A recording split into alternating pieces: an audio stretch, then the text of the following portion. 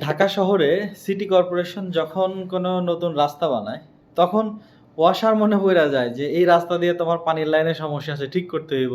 মানে আজকে পিচ ঢালা ঠিক করছে, আর ১ সপ্তাহের মধ্যে আবার নতুন করে কাটাকাটি শুরু কইরা দেয়। আচ্ছা ধরেন আবার যখন হইছে গিয়া যে আপনার ওয়াসা তার নিজের কাজটা শেষ করলো। কাজ শেষ করার পর আবার টিএনটির লাইন বইলা ফেলে যে আমার তো এখানে তারের সমস্যা আছে, সমাধান করতে হবে। আবার এই সাইড দিয়ে কাটো। এইটা হইতে না হইতেই আবার বিদ্যুৎ বলবে। বিদ্যুৎ বলবে যে, "না, আমারও তো লাইন কাটতে হবে।" মানে রাস্তার ১২ টা তারা বাজায়া দেয়।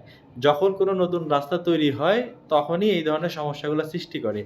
এই গাদা-গর্দভগুলা কি আগের থেকে এগুলা পরিকল্পনা করে কাজ করতে পারে না? শুধু আমার আপনার ভ্যাট ট্যাক্সের দেওয়া টাকাগুলা দিয়া এরা প্রতিনিয়ত এই নোংরা একটা খেলা খেলে। আসলে আমাদের নাগরিক জীবনের সুযোগ সুবিধাগুলো নিয়ে আমাদের সচেতন হওয়া উচিত এবং এগুলা নিয়ে আমাদের এখন আওয়াজ তোলা উচিত। কারণ পরিবর্তনের সময় এখনই। ধন্যবাদ।